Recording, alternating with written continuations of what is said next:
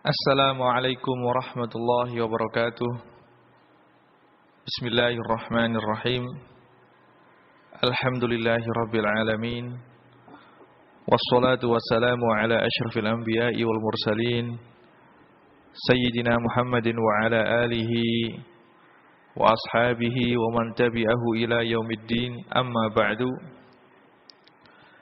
Para pendengar yang saya muliakan dan saya hormati, alhamdulillah, pada malam hari ini kita bisa berjumpa kembali dalam kajian kita, dalam kajian rutin kita, kajian fikih, kajian kitab takrib. Alhamdulillah, pada kajian kita yang lalu telah kita jelaskan dan kita pelajari mengenai perkara-perkara yang dimakruhkan dalam sholat. Untuk kajian kita kali ini, kita akan membahas mengenai hal-hal atau perbedaan-perbedaan dalam sholat antara orang laki-laki dan orang perempuan. Di sini Imam Abi Suja, beliau berkata, Bismillahirrahmanirrahim. Faslun wal mar'atu tukhalifur rajula fi arba'ati asya'a. Farrajulu yujafi mirfaqaihi an jambayhi wa yuqillu batnahu an fakhidaihi fis sujudi war ruku'. Wa yajharu fi mawdhi'il jahri wa idza nabahu syai'un fi salatihi sabbaha wa auratur rajuli ma baina surratihi wa rukbatihi, yang artinya seorang perempuan berbeda cara salatnya dengan seorang laki-laki dalam 4 hal. Yang pertama, orang laki-laki merenggangkan kedua sikunya dari badannya dan mengangkat perutnya atau menjauhkan perutnya dari kedua pahanya ketika dalam keadaan rukuk dan dalam keadaan sujud. Kemudian orang laki-laki disunatkan untuk mengeraskan bacaan dalam keadaan jahar, dalam keadaan atau di tempat-tempat yang disunahkan untuk mengeraskan suara. Wa idana bahu syai'un, kalau seandainya orang laki-laki berjamaah dengan yang lainnya dan terjadi sesuatu dalam salatnya, kekeliruan dalam salatnya, misalnya meninggalkan tasyahud yang pertama atau meninggalkan kunut misalnya, atau misalnya rukuk sebelum dia sujud sebelum dia rukuk misalnya, maka cara mengingatkannya adalah dengan membaca tasbih. Yang terakhir adalah jika aurat seorang laki-laki adalah bagian tubuhnya di antara pusar dan kedua lutut. Ini adalah untuk orang perempuan, untuk wanita dalam hal ini berbeda dengan orang laki-laki, yang insyaallah akan kita jelaskan lebih lanjutnya sebagai berikut. Memang tidak ada perbedaan antara laki-laki dan perempuan dalam cara sholat. Hal-hal yang kita jelaskan dalam kajian kita yang lalu, baik rukunnya sholat atau kesunatan-kesunatan dalam sholat, selain disunatkan untuk laki-laki juga disunatkan untuk perempuan, sama, tidak ada perbedaan. Di sini ada beberapa hal, ada 4 hal yang menjadi perbedaan antara orang laki-laki dan orang perempuan dalam cara mengerjakan sholat. Yang pertama adalah seorang perempuan jika dia melakukan sujud, maka yang sunnah bagi dia adalah merapatkan badannya, merapatkan kedua sikunya ke badannya dan merapatkan kedua pahanya. Begitu juga ketika dalam keadaan rukuk, untuk orang perempuan adalah disunatkan untuk merapatkan anggota badannya. Adapun orang laki-laki yang sunnah adalah dengan merenggangkan.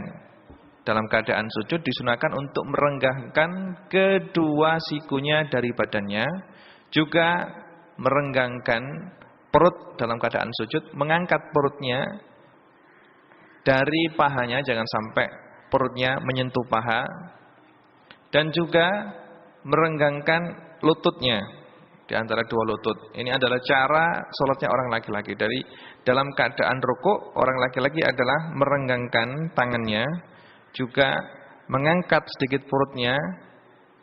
Tapi untuk perempuan disunatkan untuk merapatkan kedua sikunya. Dalam keadaan sujud, orang laki-laki disunatkan untuk merenggangkan kedua sikunya. Orang perempuan disunatkan untuk merapatkan kedua sikunya ke badannya. Juga orang laki-laki dalam keadaan sujud disunatkan untuk mengangkat perutnya. Adapun orang perempuan disunatkan untuk menempelkan perutnya, merapatkan perutnya kepada dua pahanya.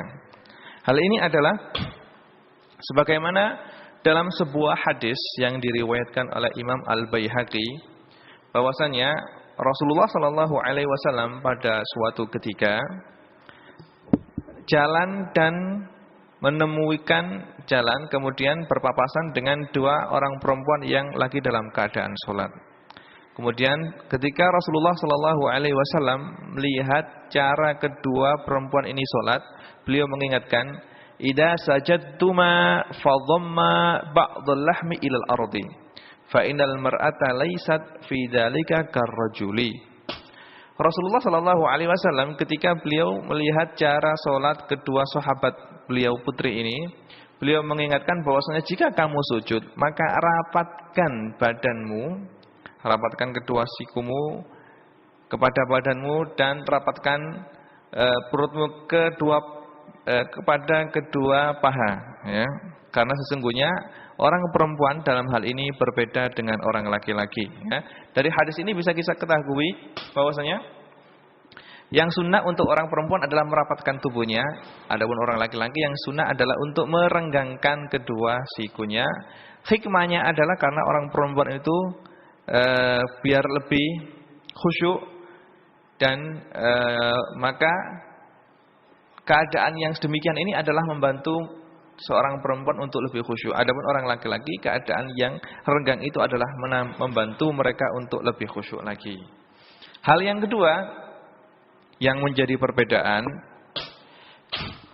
antara orang laki-laki dan orang perempuan dalam hal ini adalah orang laki-laki jika sholat, kalau sholatnya itu adalah sholat yang disunahkan untuk mengangkat suara, maka disunahkan untuk mengangkat suara, disunahkan untuk membaca bacaan dalam sholat dengan suara yang keras. Adapun kalau orang perempuan, demikian juga, akan tetapi jika orang perempuan tersebut sholat dan sebelahnya ada orang laki-laki yang bukan mahramnya, maka yang disunatkan adalah dengan memelankan suara.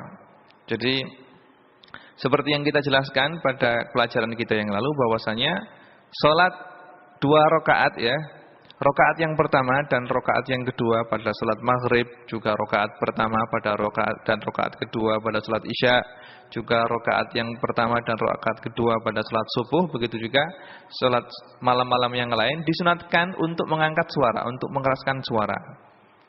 Akan tetapi ini baik untuk perempuan atau untuk laki-laki. Akan tetapi seorang perempuan jika sholat malam dan di sebelahnya ada orang laki-laki yang bukan mahram, seorang perempuan sholat malam, baik sholat maghrib atau sholat isya atau sholat subuh atau sholat tahajud misalnya, dan di sebelahnya ada orang laki-laki yang bukan mahramnya, sekiranya kalau orang perempuan tersebut mengangkat suara akan terdengar oleh orang laki-laki yang duduk di sebelahnya, maka dalam keadaan seperti ini, yang utama, yang afdol untuk perempuan tadi adalah dengan memelankan suaranya.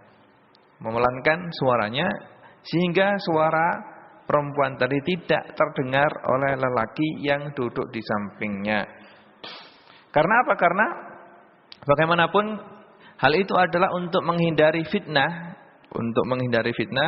karena kadang-kadang suara perempuan itu membuat fitnah untuk laki-laki yang ada di sebelahnya. Allah Subhanahu wa taala berfirman dalam surat Al-Ahzab yang bunyinya fala takhdha'na bil qawli fayatma'al ladzi fi qalbihi marad.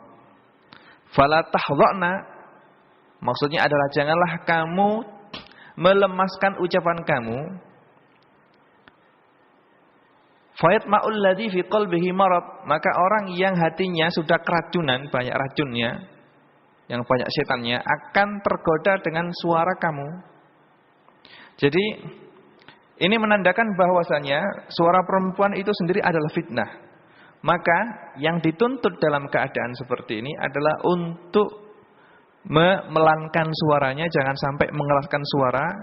Dikhawatirkan seandainya dia sholat dan di sebelahnya ada orang laki-laki yang tidak mahramnya, dikhawatirkan bacaan Quran atau zikir yang dia baca dengan tidak sengaja dibaca dengan keras, itu menggugah hati laki-laki yang memang sudah lama hatinya itu sudah banyak setannya, sehingga suara Quran pun dia akan kena fitnah dengan suara perempuan tersebut. Maka dalam hal ini, untuk menjaga hal yang demikian, maka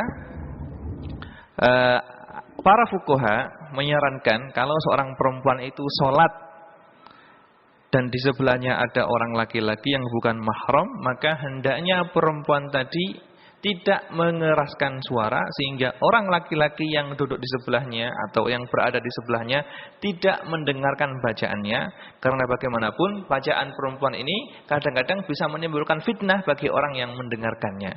Seperti firman Allah Subhanahu wa taala, Allah Subhanahu wa taala memerintahkan kepada kaum Hawa untuk jangan sampai tulayinu sautaha, yakni membikin suaranya itu merdu atau membikin suaranya itu lemah lembut sehingga orang yang mendengarkannya akan terkena fitnah dengan suara tersebut. Maka dari sini juga bisa kita ambil hikmah kalau seorang perempuan ngomong dengan lawan jenisnya yang bukan mahramnya, hendaknya dia kalau ngomong jangan ngomong yang lemah lembut dengan memerdukan suara, tapi ngomonglah dengan suara yang jantan sehingga lawan jenis bicara tidak kena fitnah dari omongan yang keluar dari perempuan tersebut, karena setan itu bagaimanapun ya berusaha untuk membujuk manusia agar jatuh ke dalam jurang kenistaan. Ini adalah tugas setan, maka dia akan berusaha bagaimana caranya untuk membelokkan manusia dari jalan yang benar. Maka anjuran dari Allah Subhanahu wa taala adalah agar seorang perempuan itu kalau ngomong dengan orang yang bukan mahramnya hendaknya ngomong dengan suara yang ghalidh, dengan suara yang keras yang menandakan tidak dengan suara yang lembut dan merdu. Hal lain yang menjadi perbedaan dalam sholat antara laki-laki dan perempuan adalah jika seorang perempuan sholat berjamaah. Jika seorang perempuan sholat berjamaah dan imam daripada perempuan tersebut melakukan kesalahan atau melakukan sesuatu yang lupa, misalnya lupa tidak sujud terlebih dahulu. Yang penting kalau seorang perempuan sholat berjamaah dan imam lupa mengerjakan sesuatu yang dituntut, seperti lupa mengerjakan sunnah ab'ad, lupa mengerjakan tasyahud yang pertama, atau lupa mengerjakan kunut, atau lupa hal-hal yang lainnya, maka untuk mengingatkan imam dalam keadaan seperti ini, yang dilakukan oleh perempuan ini adalah dengan bertepuk. Caranya bagaimana? Dengan bertepuk, yaitu dengan menepukkan tangan kanan ke tangan kiri. Telapak tangan kanan yang dalam dipukulkan ke punggung tangan kiri. Nah, ini adalah cara untuk mengingatkan imamnya yang lupa. Hal ini sebagaimana diriwayatkan oleh Imam Bukhari dan Imam Muslim dari sahabat Sahal bin Sa'ad radhiyallahu anhu, anna Rasulullah sallallahu alaihi wasallam qala man rabahu syai'un fi sholatihi falyusabbih fa innahu idza sabbaha ultufita ilaihi wa innamat tasfiqu lin nisa. Yang artinya barang siapa yang eh, barang siapa yang ragu-ragu dalam sholatnya, ragu-ragu meninggalkan sesuatu atau mengerjakan sesuatu, falyusabbih, maka hendaklah diingatkan dengan cara tasbih. Fa innahu idza sabbaha ultufita ilaihi, kalau seandainya makmum itu membaca tasbih, maka dengan tasbih ini diharapkan imam ingat dengan apa yang dia tinggalkan atau dia lakukan. Wa innama tasfiqul nisa, adapun untuk kaum hawa, kaum perempuan, yang disunatkan adalah dengan bertepuk tadi. Jadi ini adalah cara untuk mengingatkan imam yang salah dalam sholatnya atau yang lupa dalam sholatnya.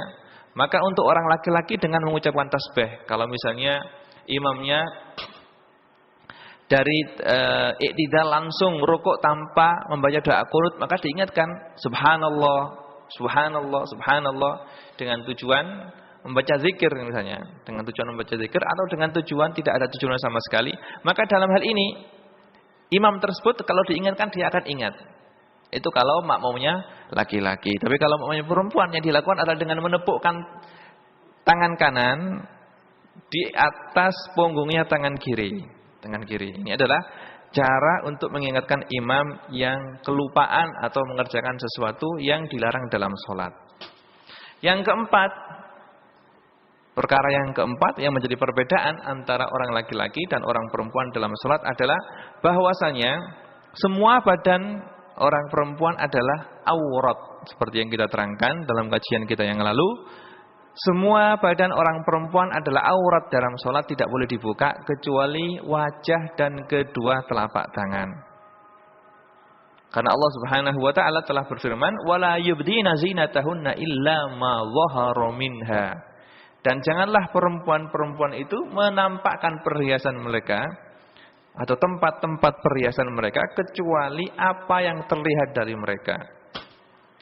Apa yang terlihat di sini para ulama menafsiri, yang terlihat di sini adalah telapak tangan dan wajah.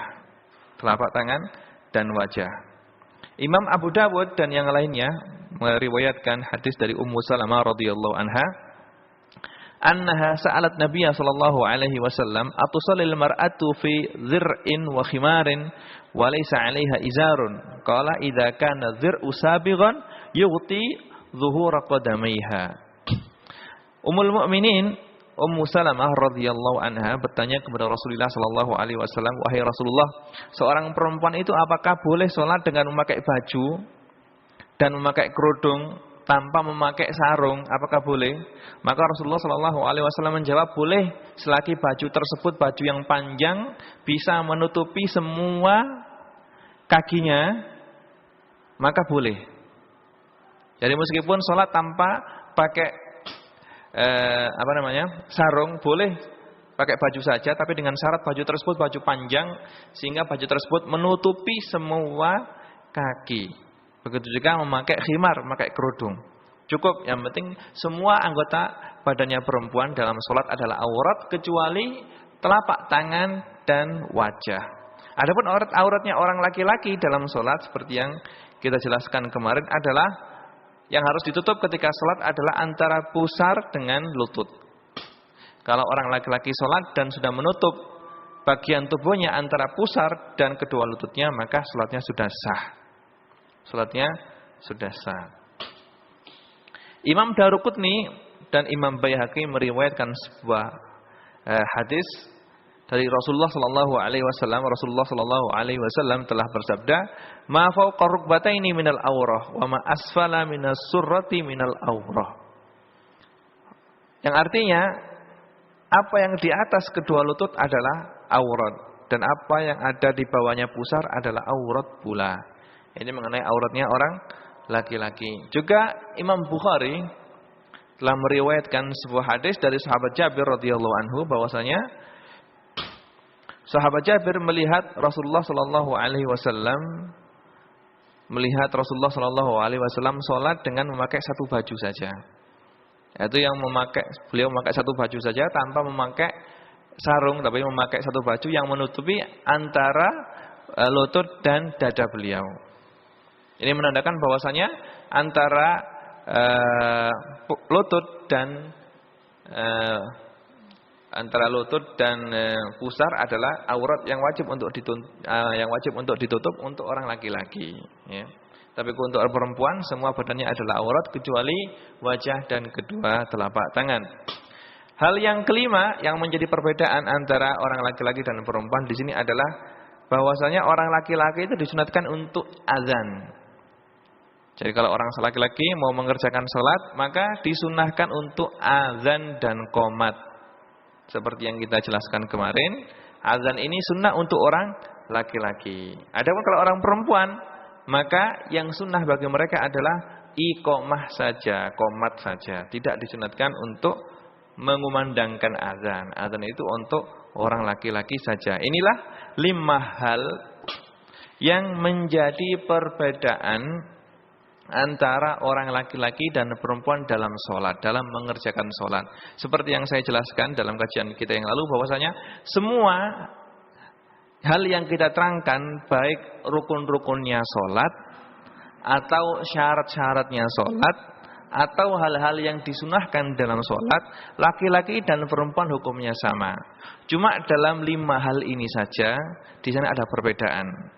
Di sana ada perbedaan, saya terangkan lagi. Yang pertama adalah bahwasanya orang laki-laki itu kalau sholat disunahkan untuk merenggangkan sikunya ketika sujud dan ketika rukuk, dan mengangkat perutnya dari kedua pahanya ketika sujud dan rukuk. Adapun orang perempuan maka yang sunnah bagi mereka adalah dengan merapatkan badannya dan merapatkan kedua sikunya ke badannya dan merapatkan perutnya ke kedua paha. Yang kedua adalah perempuan disunahkan untuk memelankan suara, tidak mengeraskan suara jika dia sholat di sebelahnya orang laki-laki yang bukan mahramnya. Adapun orang laki-laki, maka dia disunahkan untuk mengeraskan suara ketika dituntut untuk mengeraskan, baik di sebelahnya ada orang laki-laki atau ada orang perempuan.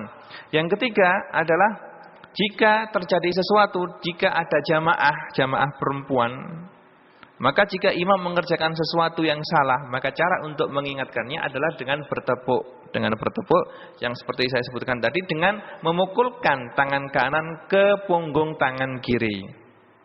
Ke punggung tangan kiri. Adapun laki-laki jika imamnya salah atau imamnya lupa untuk mengerjakan sesuatu, maka caranya adalah dengan mengucapkan tasbih.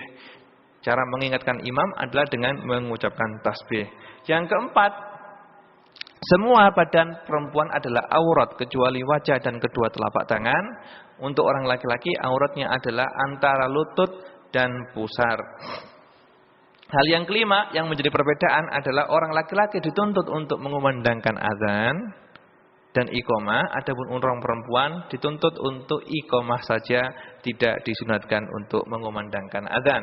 Ini adalah 5 hal yang menjadi perbedaan antara orang laki-laki dan perempuan dalam sholatnya. Setelah pembahasan ini kita akan membahas masalah baru lagi yang sangat penting, yaitu mengenai hal-hal yang membatalkan sholat. Hal-hal yang membatalkan sholat. Pada kajian kita yang lalu telah kita bahas hal-hal yang dimakruhkan. Hal-hal yang dimakruhkan dalam sholat. Tinggal satu masalah yang belum kita kaji, yaitu mengenai hal-hal yang membatalkan sholat. Di sini Imam Abi Suja menerangkan kepada kita hal-hal yang membatalkan sholat. Beliau berkata, walladzi tabtulu bihi sholatu ahada asyara syai'an. Hal-hal yang membatalkan sholat itu ada 11 macam. Al-kalamu al-amdu, berbicara dengan disengaja dalam sholat. Wal amalul katsiru, dan gerakan yang banyak dalam sholat. Yang pertama, dari hal-hal yang membatalkan sholat yang disebutkan oleh Imam Abi Suja di sini adalah berkata dengan disengaja atau berbicara dengan disengaja dalam sholat. Yang dimaksud dengan berbicara dengan disengaja ini adalah berbicara yang bukan Quran, bukan zikir, dan bukan doa. Jadi kalau ada orang yang dalam keadaan sholat terus berbicara, yang mana kalau yang diucapkan itu bukan Quran dan bukan zikir dan bukan doa, maka batallah sholatnya.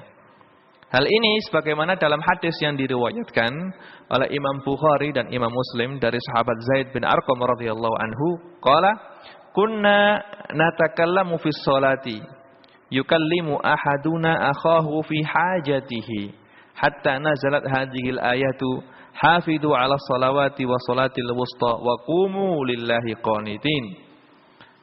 Yang artinya kita dulu jika sholat maka seseorang dari kita bisa berbicara dengan orang lain ketika dalam keadaan sholat.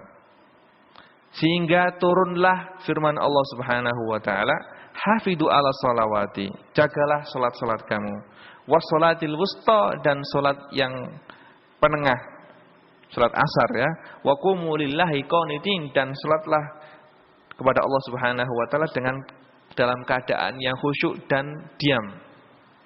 Maka Allah Subhanahu wa taala menurunkan ayat ini setelah ketika itu para muslim, para sahabat ketika sholat, mereka bisa bercakap-cakap ketika mereka dalam keadaan sholat. Akhirnya Allah Subhanahu wa ta'ala melarang hal tersebut dengan menurunkan ayat ini.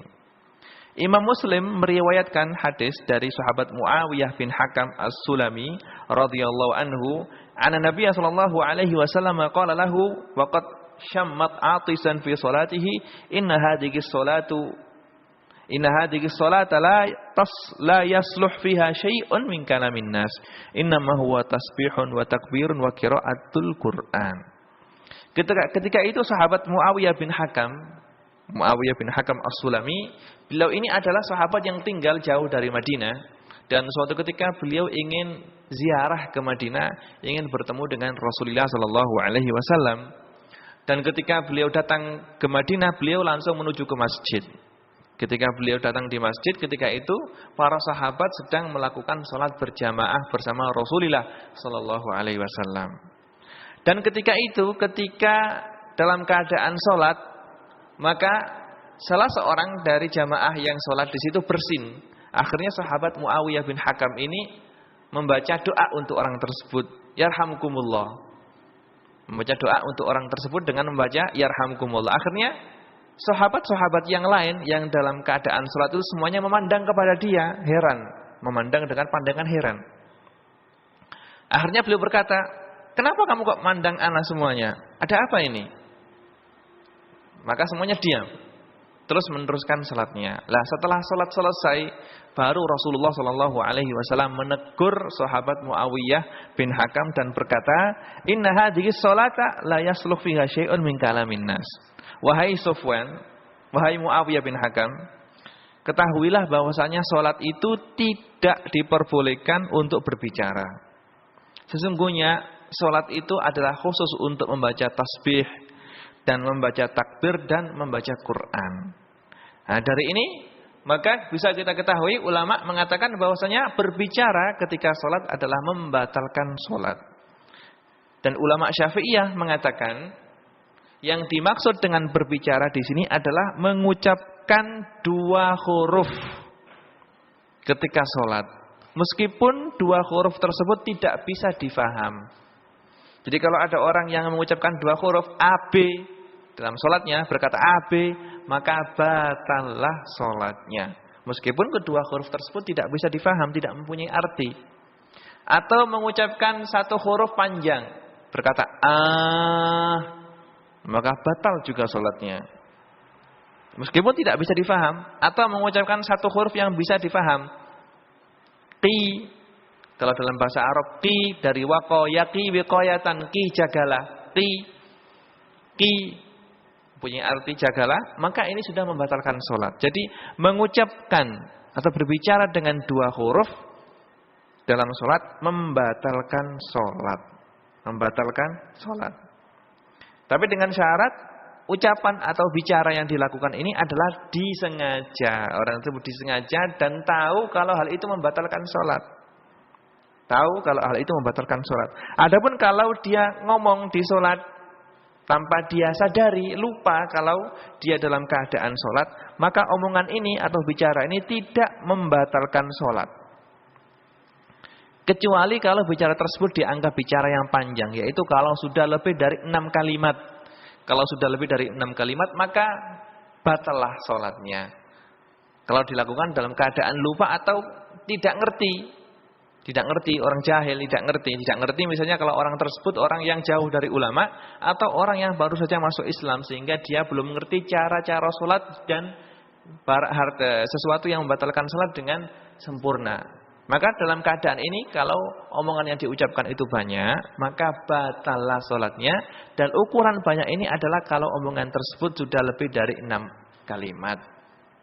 Kalau sudah lebih dari 6 kalimat maka terbilang panjang membatalkan sholat.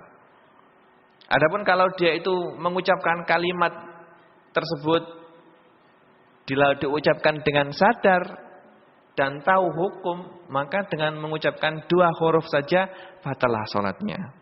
Atau 1 huruf tapi panjang batallah sholatnya.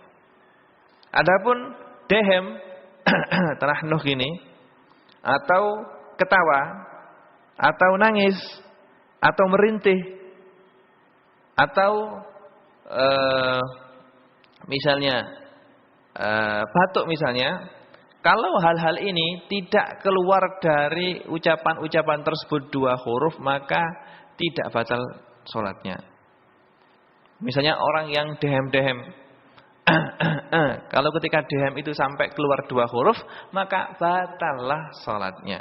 Kecuali kalau dehem tersebut, dehem yang ada udhurnya, misalnya dia adalah imam, dan sekarang dalam keadaan membaca Fatihah dan tenggorokannya sangat kering, kalau tidak dehem tidak bisa membaca Fatihah, maka dehem dalam keadaan ini diperbolehkan, dimakfu. Tapi kalau dehem tidak ada alasannya, tidak ada hajatnya, tidak ada yang memaksa dia untuk dehem, maka kalau dehem tersebut menimbulkan 2 huruf, maka batallah sholatnya. Terus hal yang kedua yang membatalkan sholat adalah gerakan yang banyak. Gerakan yang banyak yang berturut-turut 3 kali berturut-turut. Yang dilakukan dengan sengaja atau dilakukan dengan tidak sengaja. Maka gerakan tersebut kalau dilakukan dengan sengaja atau tidak sengaja dan banyak, yaitu 3 kali berturut-turut, maka batallah sholatnya. Seperti apa? Seperti ketika dalam keadaan sholat melangkah 3 kali, batal sholatnya. Atau menurunkan tangannya dikobat-kabitkan gini, batal juga sholatnya. Tapi kalau gerakan yang dilakukan ini adalah gerakan yang dilakukan oleh anggota yang kecil, seperti kedipan mata, atau menggerakkan jari jemari sedangkan telapak tangannya diam, yang gerak adalah jari jemarinya saja, maka boleh tidak membatalkan sholat, tapi terhitung makruh. Jadi kalau gerakan yang banyak yang membatalkan sholat, saya ulangi lagi, termasuk yang membatalkan sholat adalah gerakan yang banyak, yang berturut-turut 3 kali, baik disengaja atau tidak sengaja, yang dilakukan oleh anggota badan yang besar seperti tangan atau kaki. Kalau misalnya ada orang yang dalam keadaan sholat terus melangkah 3 kali, maka batallah sholatnya. Atau melompat dalam keadaan sholat terus kaget melompat, batallah sholatnya. Tapi kalau gerakan yang banyak ini dilakukan oleh anggota badan yang kecil seperti kedipan mata, dia dalam keadaan sholat kedap-kedip matanya, atau dia menggerakkan telinganya, atau menggerakkan jari jemarinya, sedangkan telapak tangannya diam. Kalau dia misalnya punggungnya geli misalnya, maka dia menggaruk punggungnya dengan jari jemarinya, sedangkan telapak tangannya diam, tidak bergerak, maka boleh. Cuma kalau dilakukan terlalu banyak maka makruh. Ya, yang dimaksud jadi pekerjaan atau gerakan yang membatalkan sholat adalah gerakan yang banyak 3 kali dilakukan dengan cara berturut-turut dan dilakukan oleh anggota badan yang besar seperti kaki dan tangan. Dan yang dimaksud dengan berturut-turut ini adalah gerakan yang pertama itu sekiranya sambung dengan gerakan yang kedua.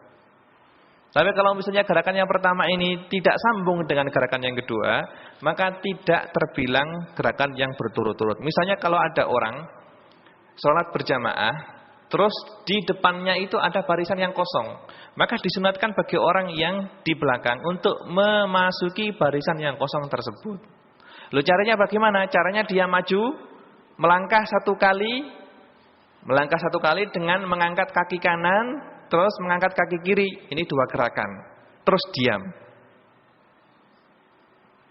Diam sebentar, kemudian dia lakukan mengangkat kaki kanan lagi, terus mengangkat kaki kiri, diam lagi. Ini berarti gerakan yang ketiga tidak sambung dengan gerakan yang kedua, maka tidak apa-apa. Tapi kalau dia melangkah langsung, kaki kiri, kaki kanan, kaki kiri, maka sudah 3 kali berturut, batallah sholatnya. Ini adalah, karena apa? Karena gerakan yang banyak ini adalah bisa mengurangi kekhusyuan dalam sholat. Orang yang melihat, orang tersebut akan ragu-ragu, apakah ini orang dalam keadaan sholat apa enggak. Kalau sholat kenapa kok banyak bergerak?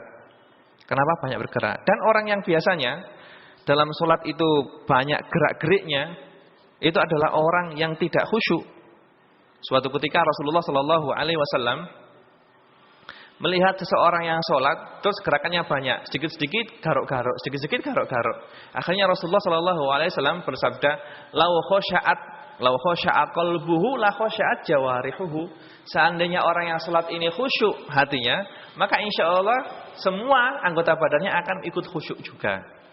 Maka orang yang sholat terus banyak gerak-geriknya, dikit-dikit garuk-garuk, dikit-dikit noleh.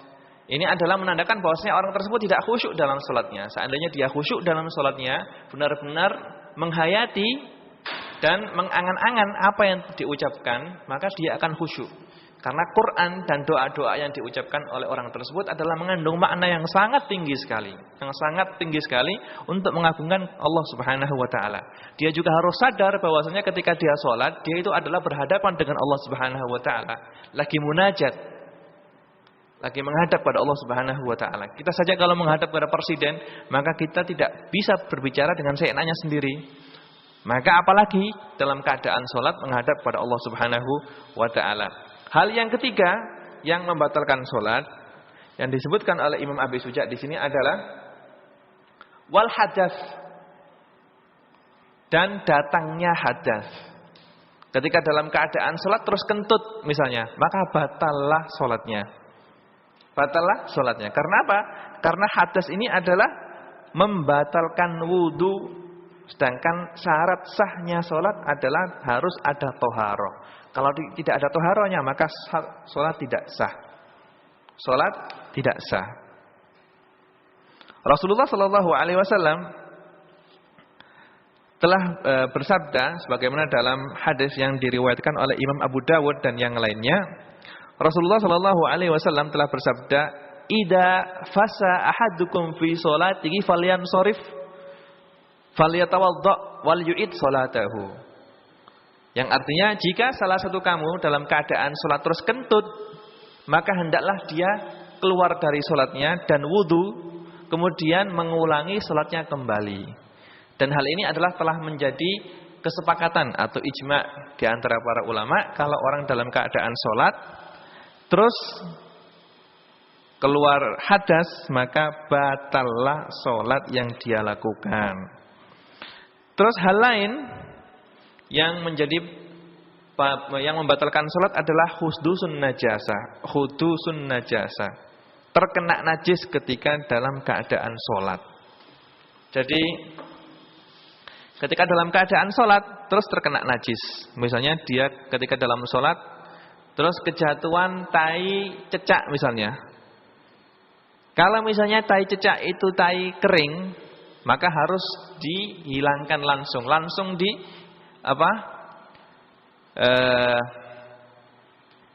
langsung dibuang sehingga tidak mengenai bajunya. Kalau tidak mengenai bajunya, maka salatnya sah.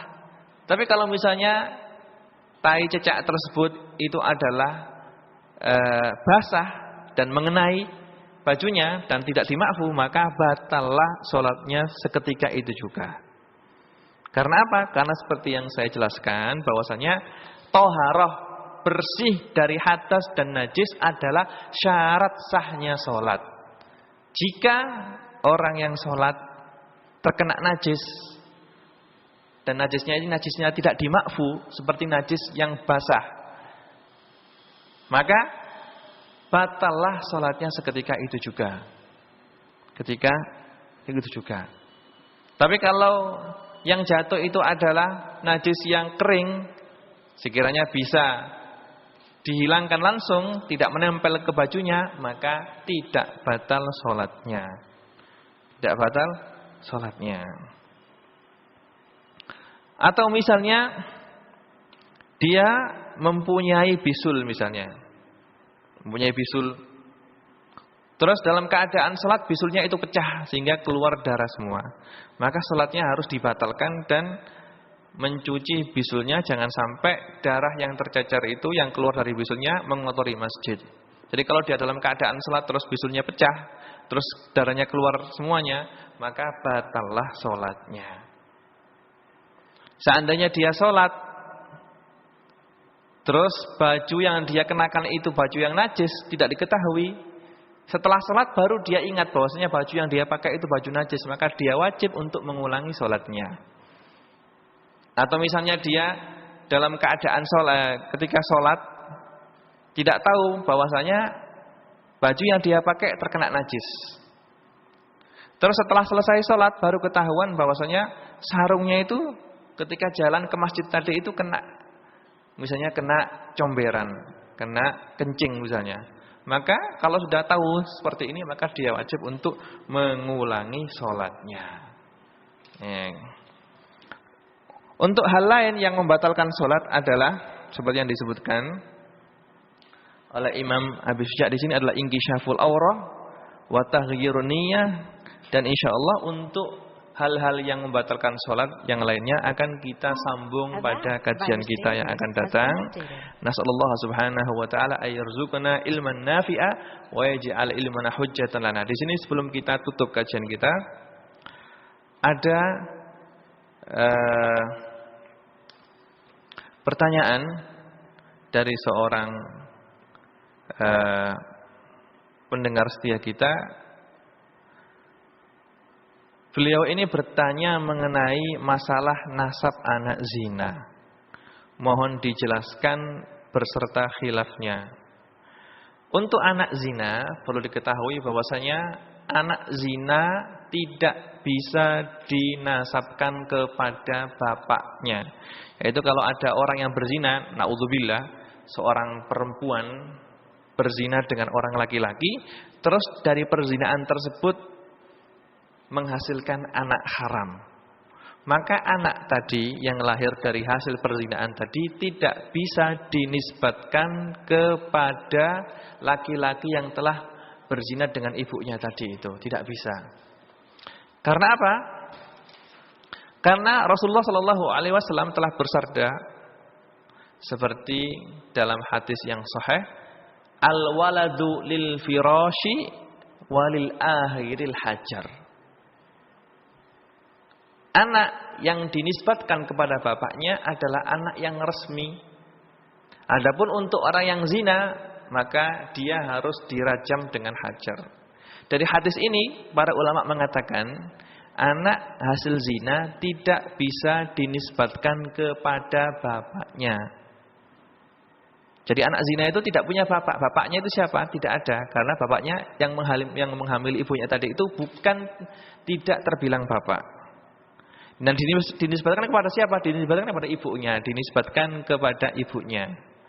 Jadi anak tersebut dinisbatkan kepada ibunya, tidak dinisbatkan kepada bapaknya. Apakah dalam masalah ini ada khilaf? Saya tidak tahu.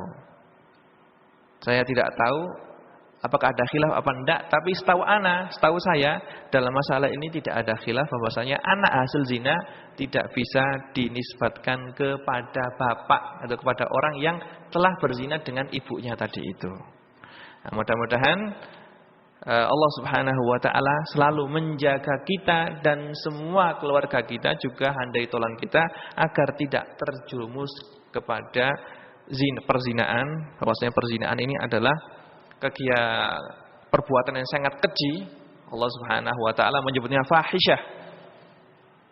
Wasa asabila, fahisyah, perbuatan yang sangat keji dan jalan yang tidak lurus. Maka nasallallahu subhanahu wa ta'ala ayyahfadhana mimma yub'iduna minhu. Mudah-mudahan Allah Subhanahu wa taala menjaga kita dari melakukan sesuatu yang menjauhkan kita kepada Allah Subhanahu wa taala. Mudah-mudahan Allah Subhanahu wa taala memberikan kita ilmu yang manfaat dan bisa kita amalkan sehingga ilmu ini bermanfaat untuk kita di dunia dan di akhirat. Nasallahu subhanahu wa ta'ala ayaj'ala ilmana hujjatan lana la hujjatan alaina. Wa sallallahu ala sayyidina Muhammadin wa ala alihi wa sahbihi wa sallam. Subhana rabbika rabbil izzati amma yasifun wa salamun alal mursalin walhamdulillahi rabbil alamin. Wassalamu alaikum warahmatullahi wabarakatuh.